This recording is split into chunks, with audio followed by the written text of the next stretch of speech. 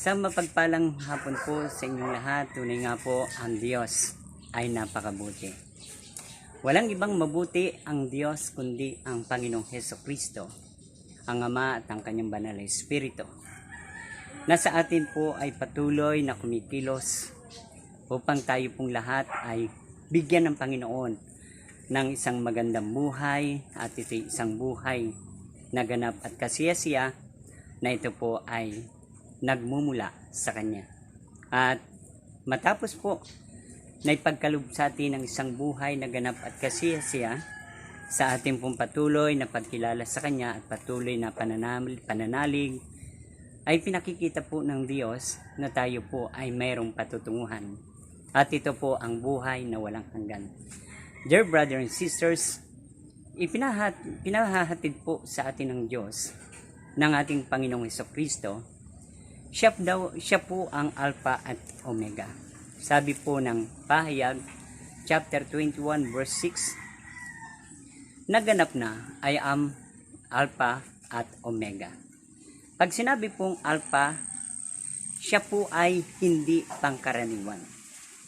Ito po ay pinaka-highest level at ito po ay ang tawag po, kung tatawagin po natin siya po ang highest authority dito po sa mundo. Na pinakikita po ng Diyos na kapag sinabing Alpha, siya po ang pinaka may karapatan o mayroong autoridad sa buong sansinukob, sa buong sanlibutan, at walang iba kundi ang ating Panginoong Hesukristo. Ipinakikita po ng Diyos na kapag sinabi pong siya ang Omega, at pag sinabi pong Omega, siya po ang pinakikita po niya at pinapahayag sa atin na ang pagiging Omega po niya is universal, pangkalahatan. Hindi po siya nananatili sa iisang lugar, siya po ay pangkalahatan. Ito po ay pinakikita ng Diyos na sinasabi po niya, I am the God Almighty. Sabi ng Genesis 17 verse 1. At sabi po ng Genesis chapter 1 verse 1, siya po ang lumikha ng langit at lupa. Ang Diyos na si Yahweh, ang lumikha ng langit at lupa na nagbibigay sa atin po ng lahat ng ating pangangailangan. Nakamamangha ang Diyos na kapag tayo po ay kumilala sa Kanya at tayo po ay sumamba sa Kanya at nagbigay ng panahon tayo sa Diyos, ay hindi po niya ipagkakait ang lahat ng laman ng mundo. Ibibigay niya po ang lahat ng bagay na ating maibigan. At siyempre, pinagkaloob din po sa atin ang kaisa-isahan niyang anak, ang ating Panginoong Hesukristo, upang maging tagapatnubay natin, yung tagapangasiwa sa atin pong pamumuhay dito po sa lupa ng lahat ng kanyang nilikha. So, pinakikita po ng Diyos, siya po ang simula at ang wakas at siya ang walang hanggan. Pinakikita po ng Diyos na ang kanya pong kapangyarihan o yung authority ay walang katapusan, walang hanggan. Siya po ay mayroon pong lahat, kanya pong pag-aari ang lahat ng bagay, at dito po ay binapahayag niya na ang lahat ng bagay ay pwede natin pong makamtan sapagkat ibig po ng Diyos na tayo po ay magtaglay ng kagalakan at kapayapaan dito sa mundo. So, pinakikita po ng Panginoon na ang bawat isa sa atin na kanyang pong nilikha ay napakahalaga po na taglay po natin ang buhay. Sapagkat ang buhay na ito ay buhay ng Panginoon na inilagay po sa atin simula pa tayo nasa sinapupunan pa ng ating mga magulang, ng ating ina, ay doon po inilagay na po ang kanyang espiritu ng natin upang ito po ay atin pong magamit o ito'y ating makasama saan man tayo pumaroon at naroon. So, pinakikita po ng Diyos na hindi po siya papayag na yung kanyang buhay na inilagay po sa atin ay mapahamak. Hindi po siya papayag na yung atin pong buhay na ibinigay niya sa atin, ito po ay mapinsala. Ang gusto po ng Panginoon, ang buhay na ito'y humaba dito sa daigdig at magtaglay ng kagalakan, kapayapaan at magkaroon ng tunay na pag-ibig kagaya ng sa Kanya. So pinakikita po ng Panginoon na ang bawat isa sa atin kagaya po ng mga halamang ito ay ang buhay po nila ay nasa nag-aalaga. At ang nag-aalaga po nito ng mga halaman ay yung pong may-ari. Ngunit kung ating kukumpara po sa ating mundo, ang Diyos na makapangyarihan si Yahweh at sa pangalan ng Panginoong Hesus at sa pamagitan ng Panginoong Hesukristo at sa kapangyarihan ng Kanyang Espiritong Banal ay naandun po sa Kanya pong pangangalaga. Na kaya't kung ang isang may-ari po ng mga halamang ito ay ito pong mga halamang ito'y mamamatay, ay hindi po papayag ang may-ari na ito po ay mamatay ang mga halamang ito. Ang gusto po ng may-ari, ito po ay lumago, lumaki at magkaroon ng bunga. At ganyan din po ang ating Panginoong Hesukristo, na gusto niya po na lumaki tayo. Dumating ang panahon na kahit tayo dumating sa katandaan, ay naandun pa rin po na tayo po ay nagbubunga. Saan? Sa isip, sa salita po at sa gawa. So, bakit po ipinakikita ng Diyos? Sapagkat sabi po ng Panginoon, ayon sa Matthew chapter 36 verse 12, at ang sabi po niya ay, huhukuman ang tao, pagdating ng paghuhukom, antay huhukuman sa kanyang pong mga ginagawa at sinasalita. So, napakalaga po na kung ang halaman pong ito ay mabubuhay at gaganda sa pamagitan po na nag-aalaga, at yung nag-aalaga po ay bibigyan niya po ng reward, at yung mga bunga po nito ay makakamtan po na nag-aalaga, at ito po ay mapapakinabangan ng nag-aalaga. Kung ang Panginoong Hesus ang ating tagapag-alaga, siya ang nagpapabunga sa ating buhay, so ibig sabihin po ang ating Panginoong Hesus ay nalulugod, napaparangalan natin kapag ang bawat isa po sa atin ay nagbubunga. At ano po ang bunga? Ang bunga po una ay ang pag-ibig. Na kapag tayo po ay punong-puno ng pag-ibig sa mundong ito, maging sa ating kapwa, at higit number 1 sa Diyos, sa ating Panginoong Hesukristo, ay ang Lord ay hindi po nakakalimot na tayo po ay bigyan ng reward upang tayo po ay bigyan ng isang buhay na ganap at kasiya-siya. So, ano man ang pangyayari na nagaganap sa mundo, sa iyong buhay, sa iyong pamumuhay, ikaw man ay may sakit, ikaw man nasa kahirapan, nasa kaguluhan, ngunit ang nais po ng Panginoon, lagi kang manalangin. At sa iyong pananalangin, dapat habang ikaw ay naglalakbay, nabubuhay, may sakit man, may problema man, may pagsubok, dapat laging nasa kapayapaan. So, pinakikita po ng Diyos na kapag ang isang tao po'y laging may kapayapaan, ay hindi mahirap sa Diyos, sa ating Panginoon na makapangyarihan, sa ating Panginoong Hesukristo, ang tayo po ay pagpalain. Ang tayo po ay kalingain, sapagkat nananatili po tayong may kapayapaan. Hindi po tayo nababalisa kung ano man ang nagaganap sa ating buhay, pamumuhay, at sa ating mundo. Hindi tayo po nababalisa o natatakot o nagugulumihanan o nangangamba, sapagkat alam natin na meron pong mga salita at pangako ang Diyos na ipinunla sa ating puso, at ito po'y ating dapat panghawakan, ito'y ating kapitan upang tayo po ay mabuhay ng matagumpay dito po sa daigdig. So pinakikita po ng Diyos na ang bawat isa po sa atin ay ibig niya na magkaroon po tayo ng kagalakan. Ang kagalakan pong ito ay binibigay po ng Panginoon sa mga tao pong sumusunod sa kanyang kalooban.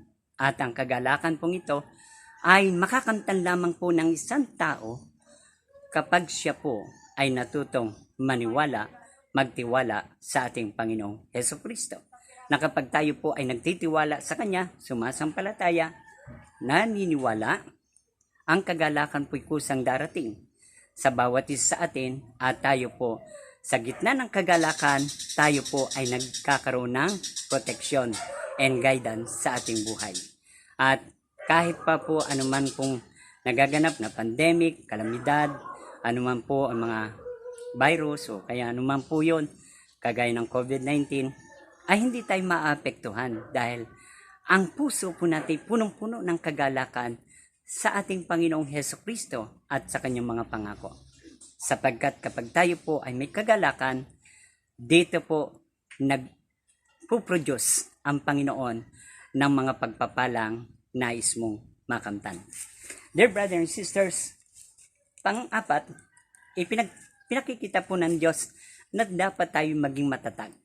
Dear brothers and sisters, na kapag ang bawat isa sa atin ay nananatiling matatag sa pamumuhay, kahit tayo po ay nagtitiis, tayo po ay yung nagkakaroon po ng na-persecute tayo po ay mayroong inaaway, tayo po ay ginagawa ng hindi tama, o tayo man po ay nakakaranas ng kahirapan at nagkakaroon tayo ng sakit.